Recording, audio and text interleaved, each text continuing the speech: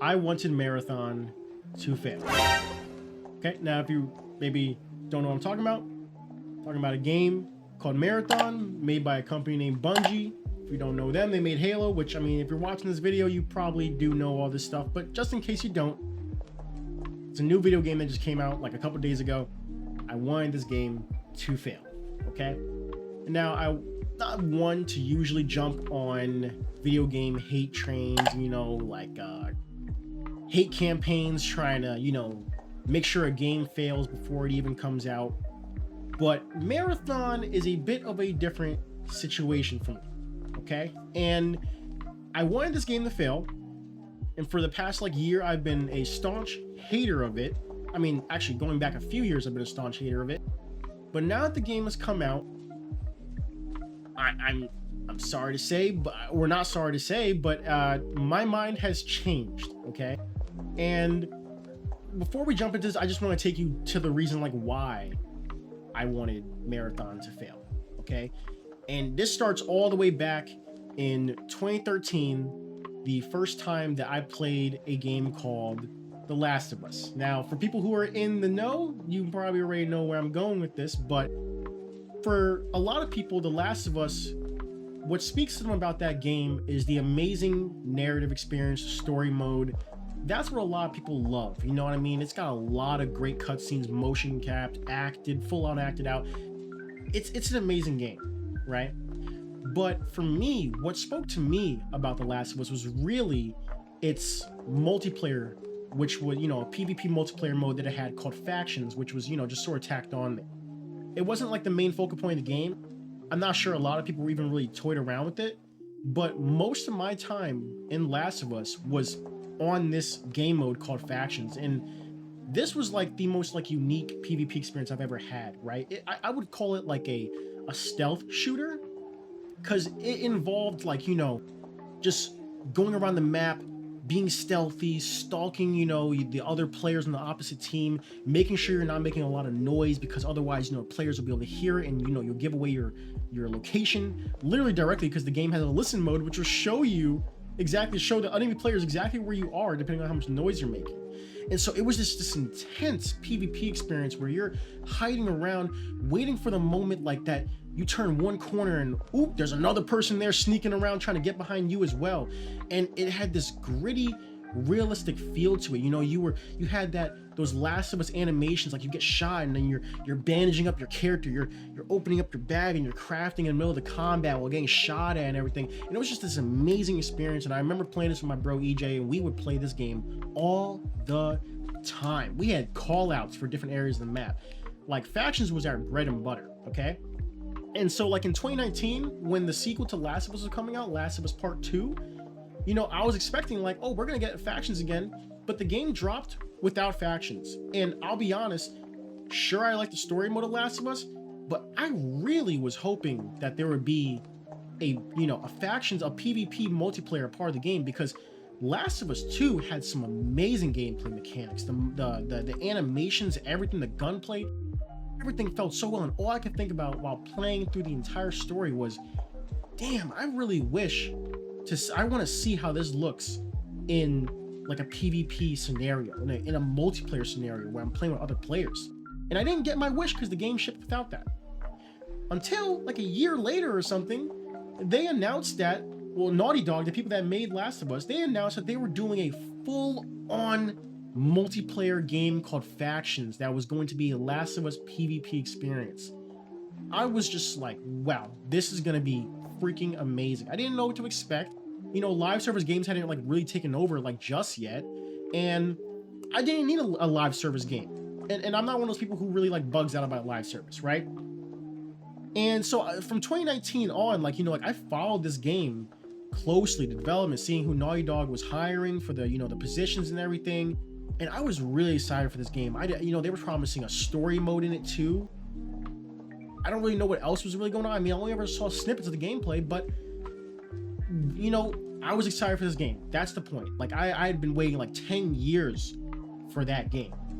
And in 2023, this is the first time that Marathon caught my eye. And it caught my eye for the worst reason. And the worst reason that it was was that apparently Bungie, the makers of Marathon, right? They had a conversation with Naughty Dog and Sony. And essentially this conversation went this way. It was essentially Naughty Dog being told by Bungie that they can't make this game, that they can't get this game to what it needs to be good or some shit. And I heard that that news came out, and it was getting covered by people, and all I could think was like, well, who are you? Who are you? Who are you? You miserable, presumptuous, no talent! Like, you're okay, Bungie. Like, I mean, you guys kind of like been flopping with Destiny. Like, sure, people like Destiny, but Destiny is nothing like what you guys like made before. Like, Destiny's got nothing on Halo. Let's not even try that. I mean, like, I was like, who are these guys? And then shortly after, Naughty Dog and Sony canned the Factions multiplayer game after that conversation had happened. And so, what Marathon was for me early on was the game, and Bungie was the studio that took away Factions from me. That was what the multiplayer game did. In fact, they took away Factions 2.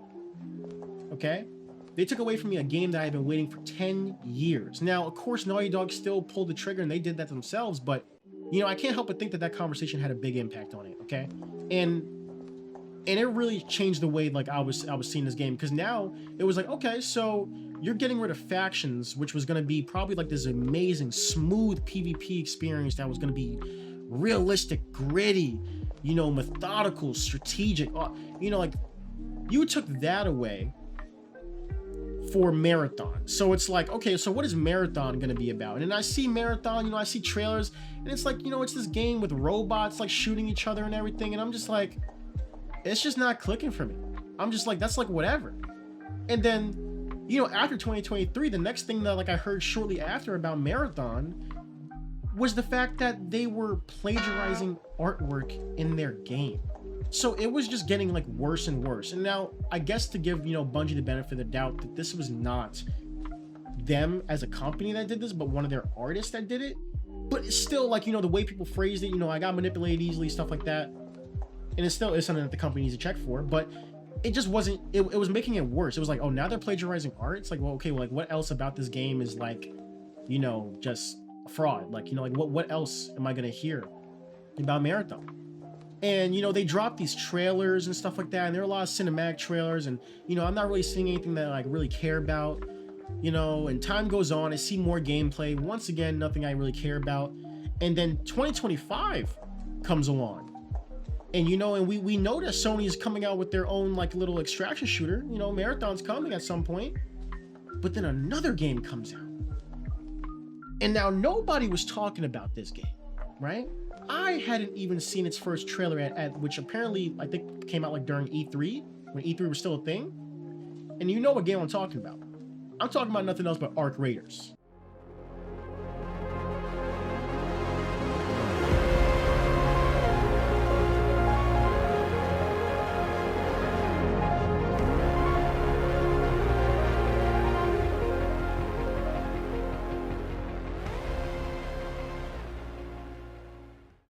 Okay, and Arc Raiders, I just randomly saw it, heard it was gonna be an extraction shooter, sure, read a couple things about it. I hopped on the playtest for Arc Raiders, and I was blown away.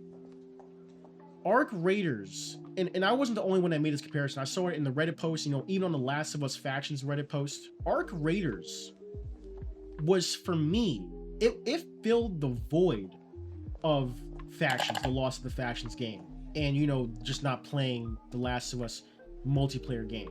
It had that feel to it, like the way the characters moved and everything. Like it felt like it just had like it felt immersive. That's what I'm really trying to convey to you here. Like I like an immersive game, and Arc Raiders felt immersive.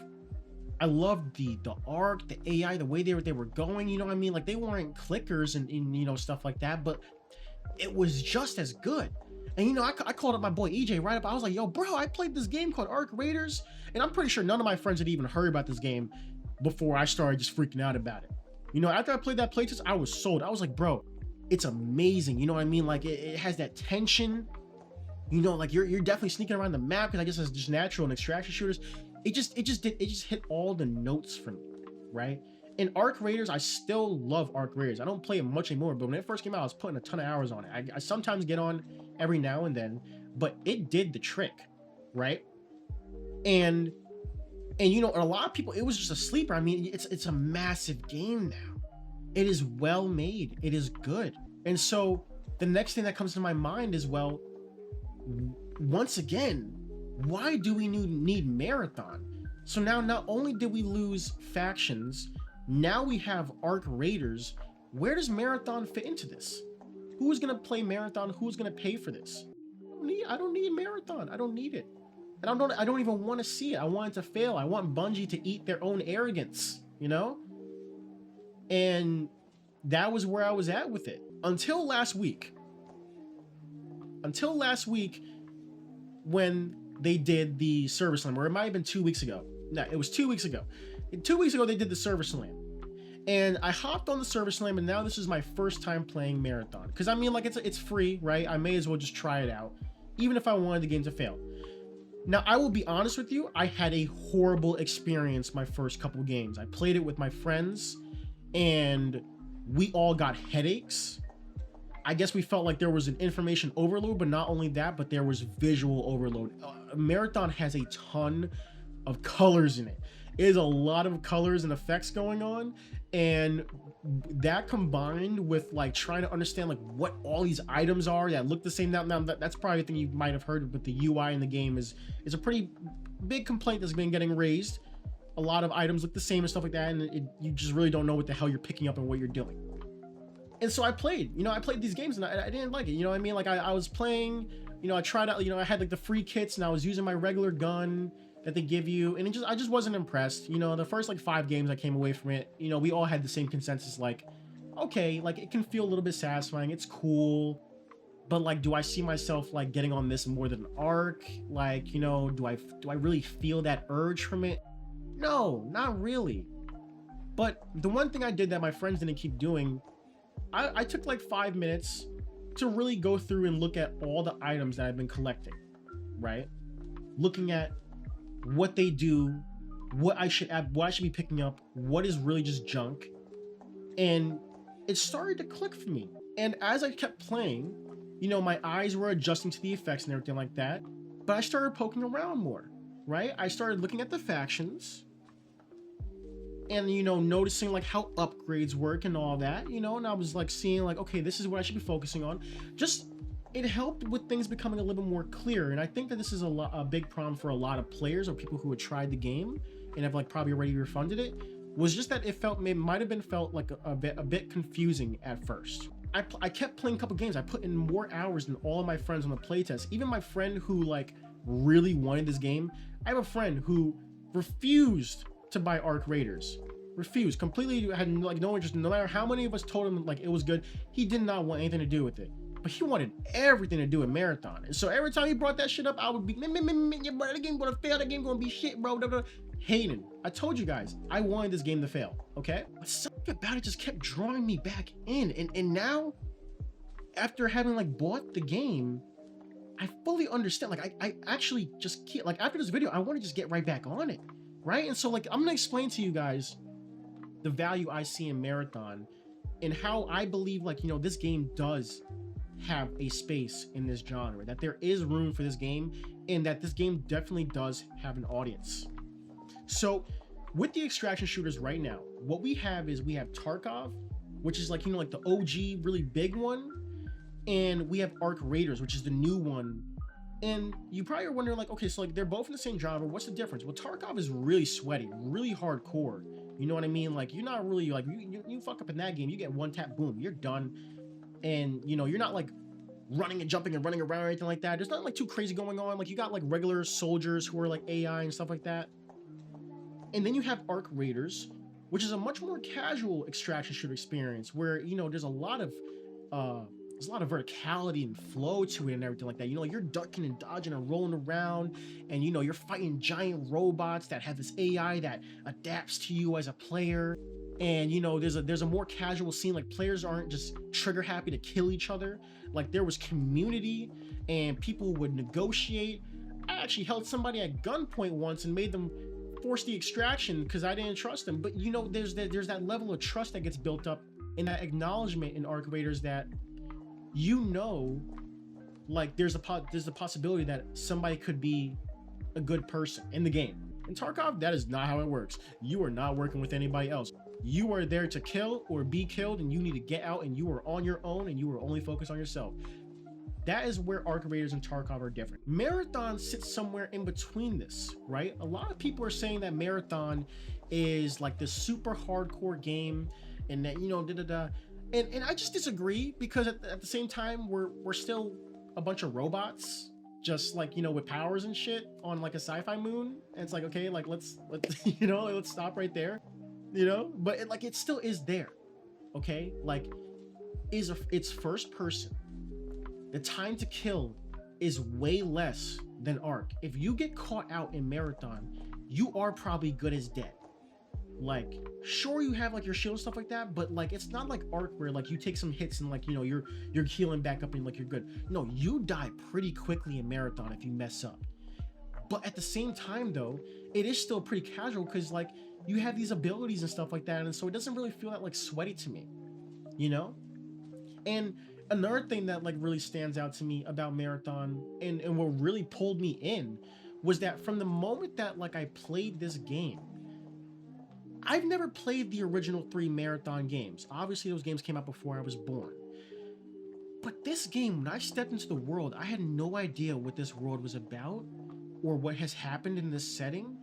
And for me to step on Tau Ceti, which is where the game is taking place, where the maps are, it's this human colony that has been like destroyed. All the humans are just gone. Or there's like floating bodies with like weird manipulations of their flesh kind of like blown out into the air. And I was just really intrigued. I'm like, what is going on here? And the opening cutscene pulled me in. You know, it's like, what happened? We lost contact with the Marathon, which is the ship, the colony ship that brought the humans to Tau Ceti. We lost this contact. What's going on here? And so I became intrigued, right? I'm seeing writing on the wall in games. I'm like, you know, like they're here or something, stuff like that. You know, I'm like, what is going on here? What happened to this planet? Like, I'm like, are there aliens? Are there aliens? There's aliens. So I go and look up a lore video now, right? I go look up a lore video in Marathon, and I'm getting into the lore, and I'm like, wow, I'm like, this is so cool, because for me, it really did feel like I kind of stepped into the role of the runner in the game, because I never played the original 3 games, and your character in the game, assuming like, you know, the runner has no idea about the events of the first 3 games. Nobody knows except for the protagonist in Marathon 1, 2, and 3 what took place on Tau Ceti in the Marathon space station. And so I was put in that position where like, really, I was like, what is going on here? What happened here? And that was so cool for me, because I don't think in the original games you even step foot on the surface of the planet. But what I will say is that the maps in Marathon, and you can say what they are like at a functional level, but they are brimming with like a story there, a lore there that will intrigue you as like a player if you really pay attention to it. And for me, I'm a big story guy, so like I love that. I'm still looking at environments and like noticing things, and I just think it's so damn cool, and it brought me in to the fold, right? And you know, that's what's been keeping me playing the game. And then the other stuff though, if I can really talk about like what I appreciate about Marathon over like something like Arc Raiders, is that objectives and quests in Marathon are definitely more dynamic and more interesting than they are in Arc Raiders. In Marathon, you have like events that you can trigger. You can like hack terminals, and the UESC, which are like the robots, police of space, they will like, you know, drop in and respond to you hacking these terminals and all that, and they will come and attack you, and then there's better loot and stuff like that. You know, the UESC bots and stuff like that, they'll have guns, they'll have keys on them, because they're like actual like authority figures, and they're like you. They're people controlling robots behind like a screen. And And then, you know, the quests that you do, like in Arc Raiders, it's, you know, mainly like you go from somewhere, you press a button, and nothing really happens. You know, you collect this one thing, it's like, okay, cool. But in Marathon, when you do your quests, the world is like interacting with you. Hold on, my dog. Giannis, please. Boy's got some skin stuff going on in the groin. So he was nothing better to do to lift that leg up and lick. The quest in Marathon, they're way more interactive, you know? Like they'll have you go up to a terminal.